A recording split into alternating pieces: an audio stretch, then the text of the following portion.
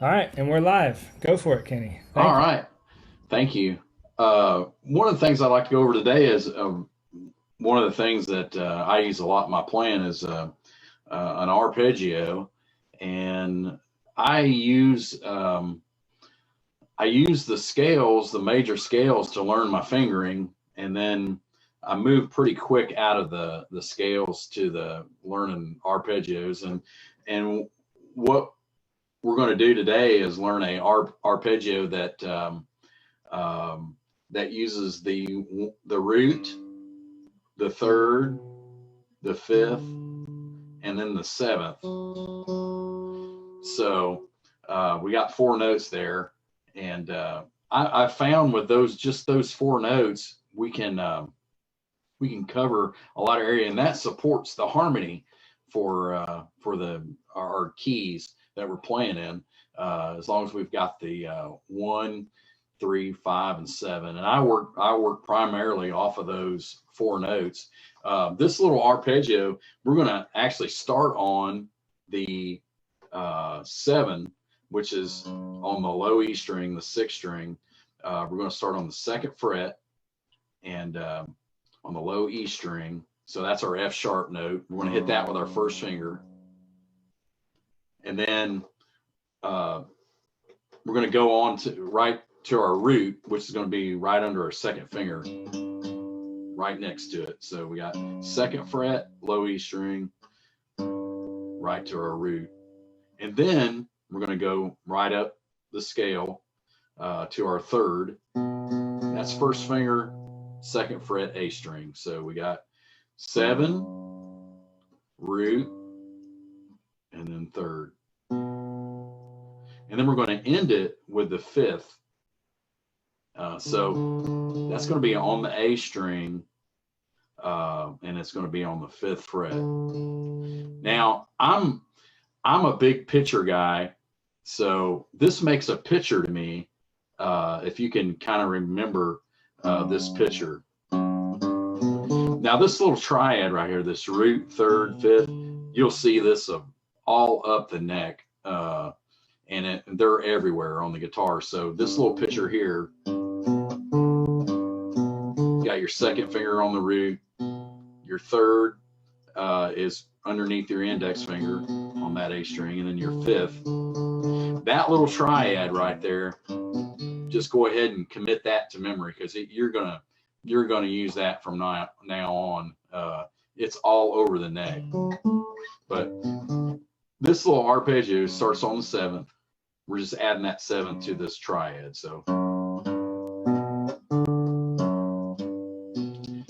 now what I'm doing is alternate picking.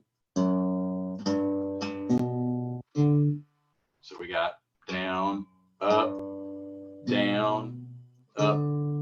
Now what we're going to do is take that pitcher, this pitcher right here, we're going to move it up to our fourth string, the same pitcher. So that same fingering, we're going to start on our fourth fret.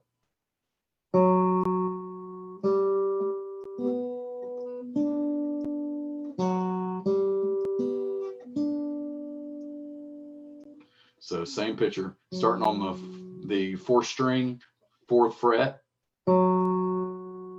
That's our F sharp. Now we're going to second finger. It's going to be our root on our fourth string, right next to it. Now we're going to drop down to the G string, third string, fourth fret with your index finger, and then we're going to same string, third string. We're going to end with our little finger. So these is this. It's the same pitcher as when we start out. So.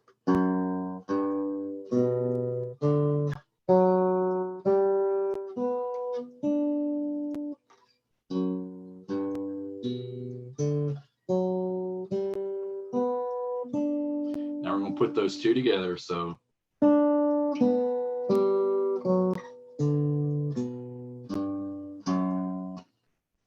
On there.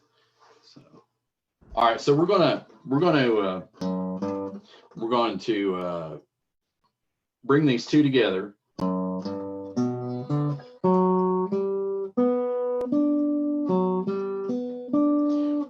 our third one is the same picture. When we go up to our 7th fret, we're going to start on the B string, starting with the 7 here. Same picture. Here's our 7 and our root's right next to it. 2nd finger. We're going to drop down to the E string, 7th fret, and then we're going to end on the 10th fret, E string. So all three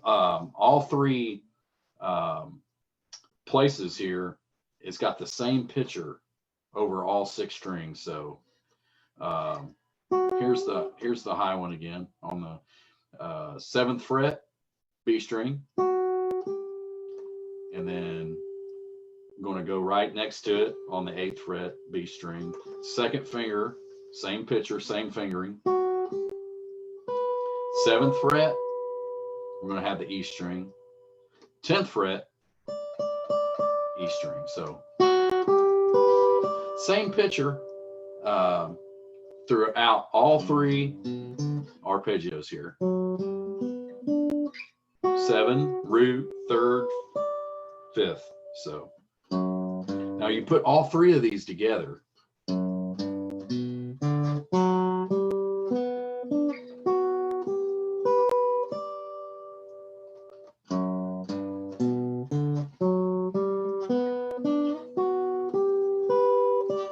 Now, I think you really learn it when you go backwards. So we're going to do it backwards now.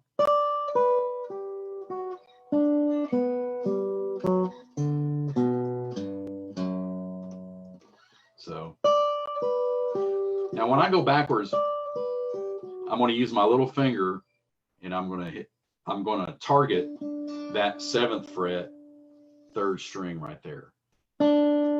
That's my placement there. So when you come out of this high one, look for your little finger right there on that 7th fret. Now your little finger is going to go to the 5th fret on this one. So you're kind of leading with your little finger when you're going descending. So little finger, little finger. So now what's cool about this thing, you only got one picture you have to memorize, and that's it's that triad with the 7. That's the 7 scale tone. So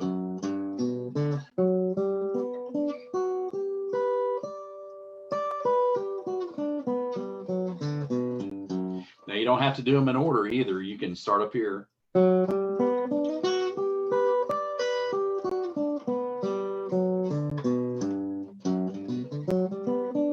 So what this allows me to do is, since there's no open strings, we can move this arpeggio. So if we've got, say we're playing in G, say we have a 2 chord, we're going to A, you just slide that arpeggio up to your A. Here's your root. We know our root's going to be under our second finger. So you slide that up. So now I can move this whole arpeggio. Now, what the cool thing about this is, I think it sounds like an exercise right now because it's got that scale kind of feel to it. What we want to do is, after we learn those 4 notes, we want to quickly move out of that and I make little melodies out of those 4 notes. I know that those 4 notes will work under, that's my chair legs, that's my foundation for that harmony for the key of G, or whatever key you're in. But in, say this one's in key of G, I know that those 4 notes, I can work that in to a song. That's my foundation. So what I do is take those 4 notes, make a little melody out of them, and you're just noodling. So this is your target notes. Start making little melodies. Go.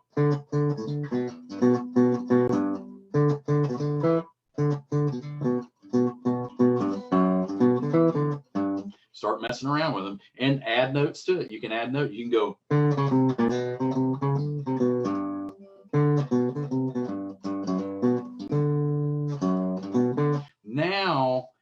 once you make that jump to taking those 4 notes, you're making a little melody out of it. Now I think, to me, that sounds like music, and that's what we want. We don't want it to sound like a scale. So once you learn that picture, start making a little melody out of them.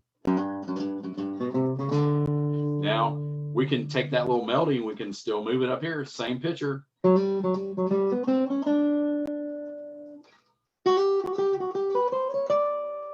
So now we got 3 positions, same little melody. So, and what this does is allow you to get to different parts of the fingerboard smoothly. To me, it's a great stepping stone to going up the neck. And you're going to learn the fingerboard. I'm really, the way I play, I primarily play off of these little arpeggios when I'm improvising, and just that's kind of lays the groundwork for when I'm going up the neck. And I'm not really concerned about each individual note as much as when I learn the arpeggios, I know that this is my root on my 2nd finger, this is my 3rd, and I'm paying attention to that when I'm learning them. So it helps to go ahead and call them out. 7 1 3 5, 7 1 3 5. Go ahead and call them out when you're learning them. That way it kind of makes sense that, okay, this is my root, that's my 5th. That will allow you when you're improvising. Hey, I want to start this solo out on the 3rd. I don't want to start it out on the root, so I just automatically go 1st finger.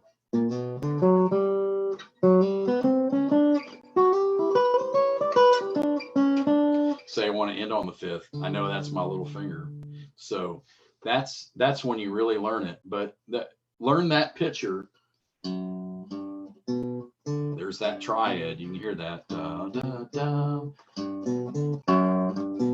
Where this one's kind of different is I'm starting out on the 7th. So that should get you going. Just that one. Here's your 4 notes.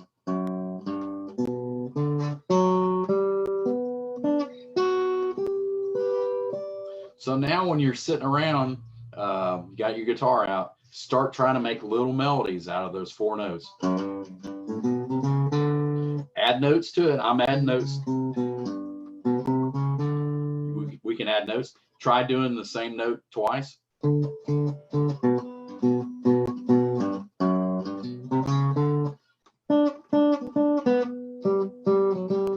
So I'm adding notes to it. It doesn't matter you can hear those 4 notes. That's going to work over any key that you're in. So say we've got a B flat. Hey, use that arpeggio. That's a great thing. We're not used to, most of us probably not used to playing in B flat. So I find that little arpeggio.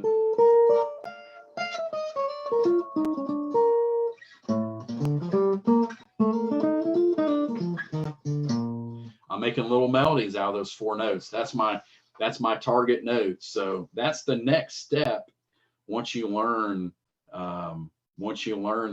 that picture. And I'm calling them pictures because they make a picture. I don't really call them in the key they're in because I move them. We want to be able to move these things into anywhere on the guitar neck. So I think in pictures.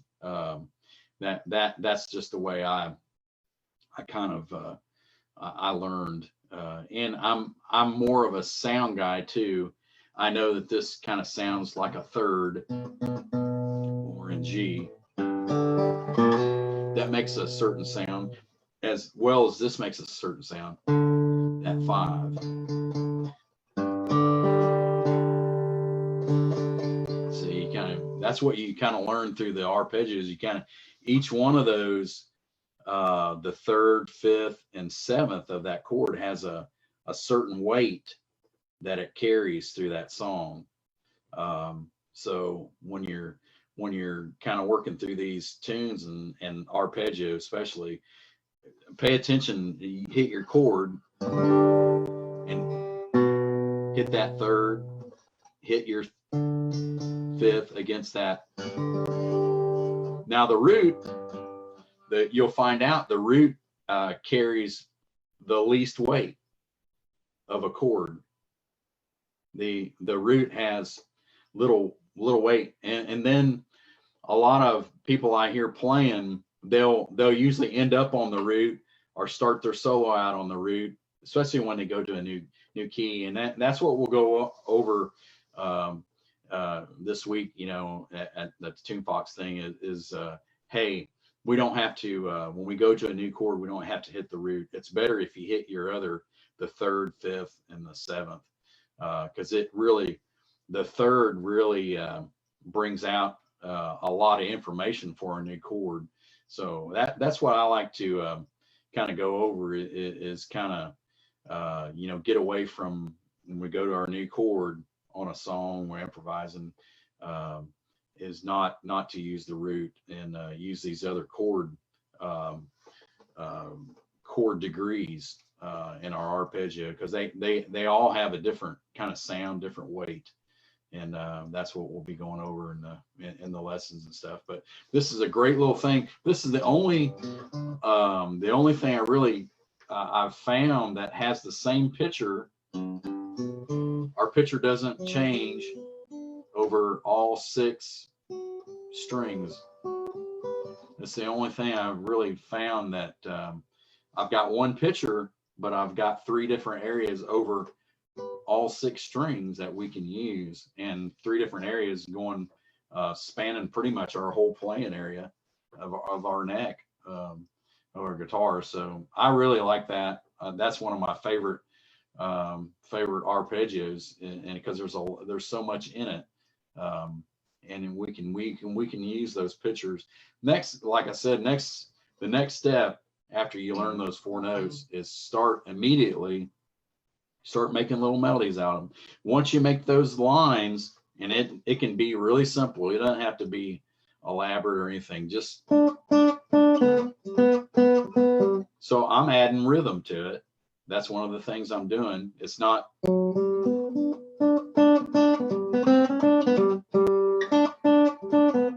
I'm just trying out different rhythms, and I'm staying on some notes longer than the others.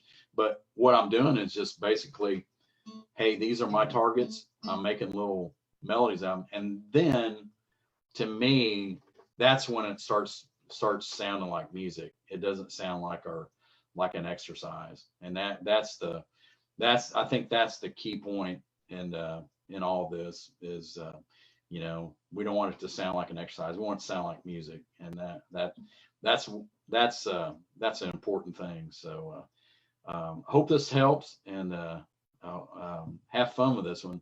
That's the main thing. And like I say, there are 2 or 3 things to remember is remember the you know, our degrees: 7, root, third, fifth on that pitcher. Kind of learn that when you're going through it, and get it smooth. Learn it backwards. Lead with your little finger. That's one of the keys. Lead. I know where my little finger is supposed to be, and always keep that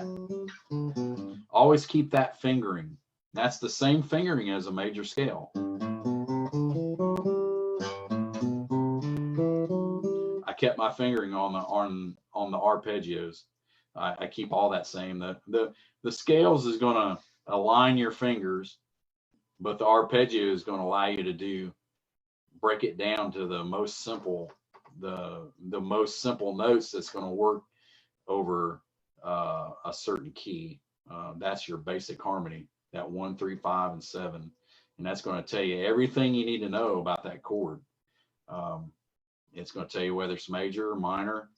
It's going to tell you whether it's a dominant or a major 7. So that's got all to me, that's breaking it down. And what it's going to help is using those arpeggios is going to allow you to play over the fast stuff, the tempos, and because you can never get all those scale tones Some people can, but to me, those arpeggios, when you start messing around and adding the melody to it, making up your little lines on it by yourself, that's when it's going to sound like music. And it's always going to be different for you. That's part of the improvise. So I hope this helps, and I look forward to teaching some more. So, Kenny, thank you, man. That was great. yeah, man. Yeah, man. Thank you.